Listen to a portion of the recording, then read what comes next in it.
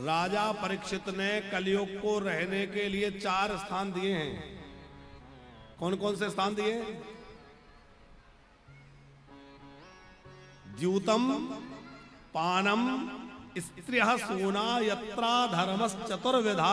पहला है जुआ। कलयुग कहां कहां रहता है नोट कर लीजिए आप लोग।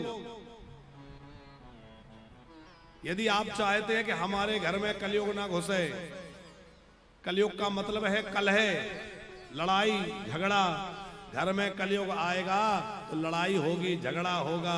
फिर कहेंगे महाराज जी वो बात नहीं सुनते, वो बहुत झगड़ा करते हैं, बेटा क्रोध करता है, वो गुस्सा करता है। क्यों? क्योंकि घर में कलयुग घुसा बैठा है। कलयुग क्या कराता है? कलह।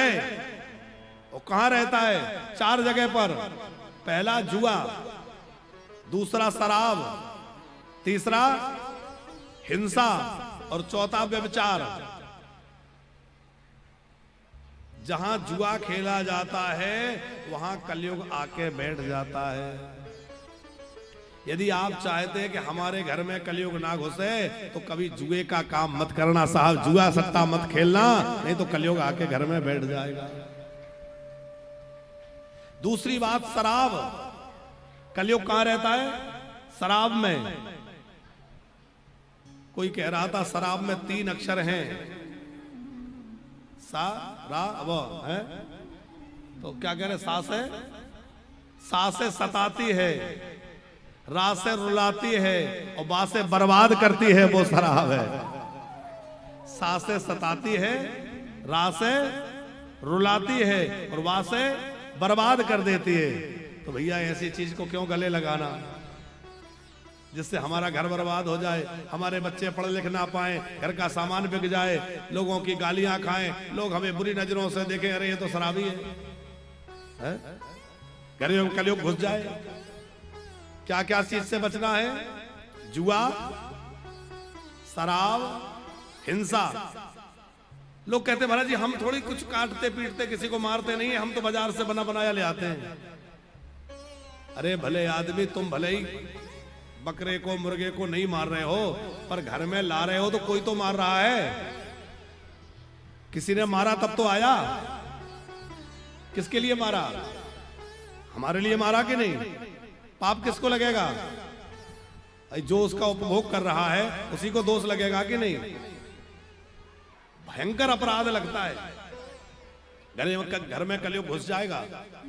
जुआ, शराब, हिंसा और 5वां है व्यभिचार, माने पर स्त्री अथवा पर पुरुष का सेवन। स्त्रियां सदचरित्र बने,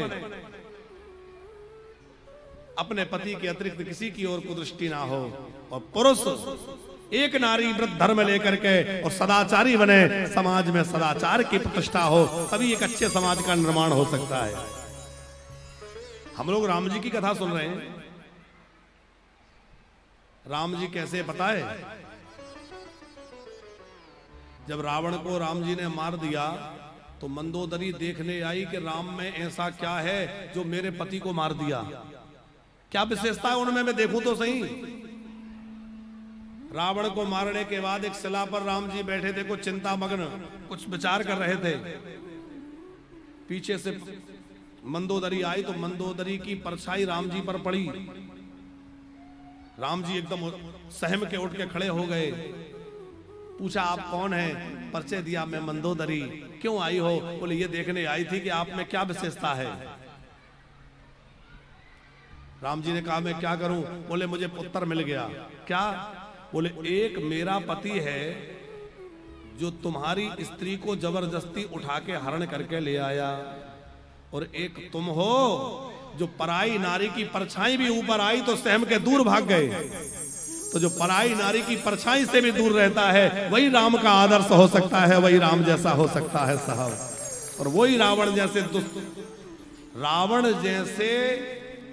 दुराचरण पर विजय प्राप्त कर सकता है। हमारे समाज में एक अच्छे समाज का निर्माण हो, हम सदचरित्र हों, हमारे बेटा बेटी जो है वो सदाचारी हों। रावण से किसी ने कहा कि तुम भेष बदलने में बड़े निपुण हो, तो कई भेष बना सकते हो, तो क्यों ना जानकी के पास राम का रूप बना के चले जाओ, राम बन के चले जाओ।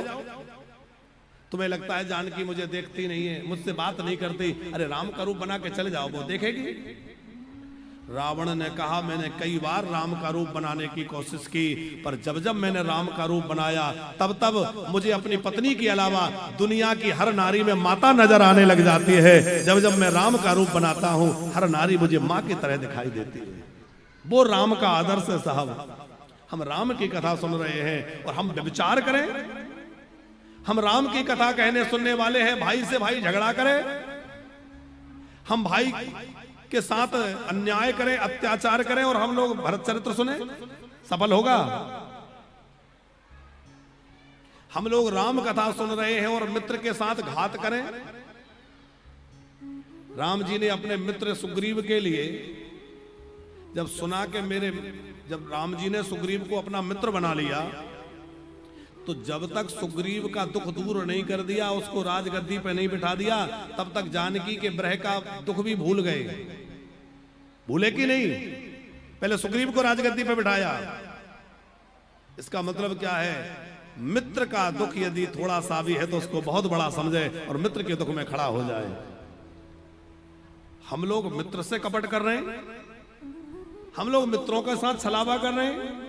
हम सोचे कि हम राम के आदर्श पर चल करके हम राम कथा को समझ पाए, संभव नहीं है। यदि राम कथा को समझ रहे हो भैया तो क्या करें?